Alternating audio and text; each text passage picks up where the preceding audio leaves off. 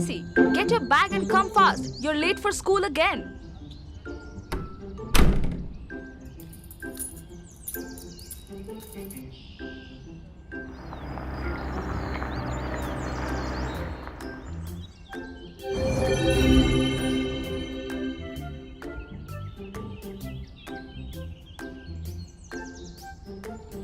Good morning, Mrs. Vine.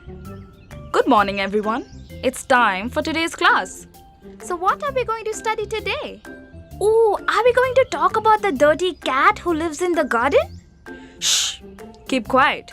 Today we are going to talk about tissues. Our tissues? Yes, our tissues. And the dirty cat's tissues. Oh, we love talking about the dirty cat. Quite now. So as we studied in our last lesson, all living organisms are made of cells. And these cells make tissues, which make the organs to carry out different functions.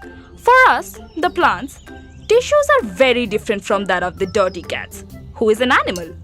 Is it because the dirty cat can move and we cannot? Yes, that is indeed one of the reasons. Animals also grow differently. We plants have certain cells which act as supportive tissues, and some of them are made up of dead cells. Our meristematic tissues help in the growth, and our permanent tissues supports our parts. And what about the dirty cat? Who protects him? The animals have different types of tissues like epithelial, connective, muscular, and nervous. Each of these tissues have different functions. Uh-oh, time's up. All of you go to sleep now. But Mrs. Vine? Not today. Sleep now.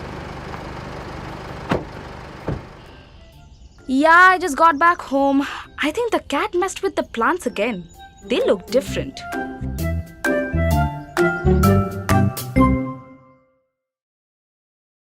That was a wonderful story, my friends, wasn't it? As you have already guessed by now that today we shall talk about tissues. The first part of the chapter shall be all about plant tissues, their types, structure and function. So, without much ado, let us get started. The growth of plants is quite different from that of animals. In plants, the growth occurs only in certain specific regions.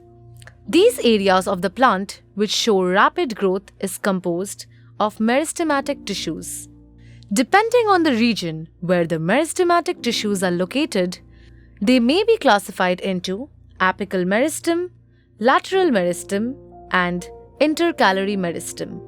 Apical meristem is the tissue which is present at the growing tip of the stems and roots, and it helps in the elongation of the stem and the root. The lateral meristem, also known as the cambium, is responsible for the increase in girth. The intercalary meristem, seen in some plants, is located near the node.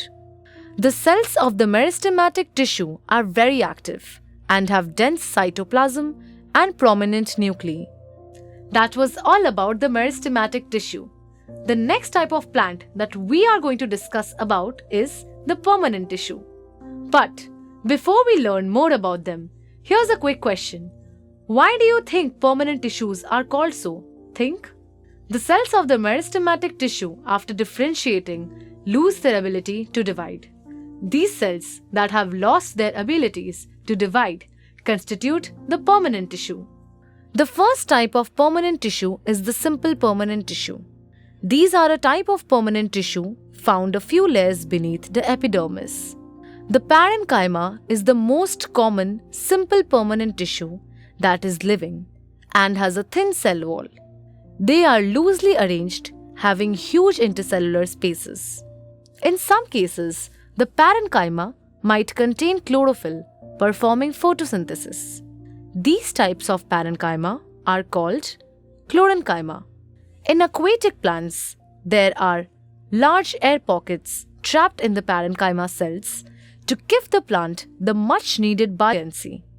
These are known as aerenchyma. Another type of simple permanent tissue is called the collenchyma. It is found in the leaf stalks and the midribs of leaves. It provides flexibility to the plant and thus helps in bending of tendrils and stems without breaking them. The third type of permanent tissue is called sclerenchyma. These tissues are made up of dead cells. The walls of these cells are thickened due to the presence of lignin. They provide strength and rigidity to the plant. Sclerenchyma tissues are found in the stems, around vascular bundles, and in the veins of leaves and seeds and nuts. The epidermis is the outermost layer present in plants.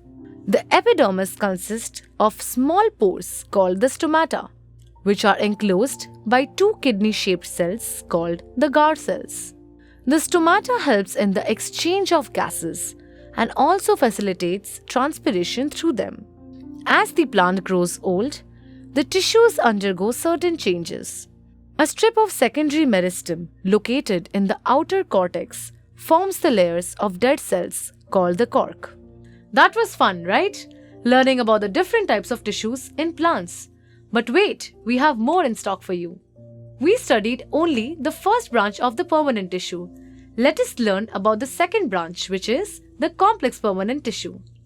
Till now, we have studied about tissues which constituted of only similar looking cells. But complex tissues are made up of more than one type of cells.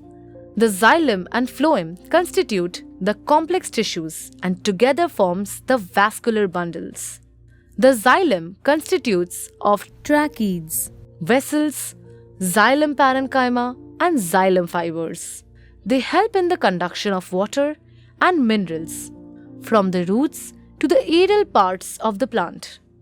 The phloem, on the other hand, is composed of sieve tubes, companion cells, phloem fibers, and phloem parenchyma, and is responsible for the conduction of materials both ways, from the roots to the aerial parts, as well as from the leaves to the rest of the plant body.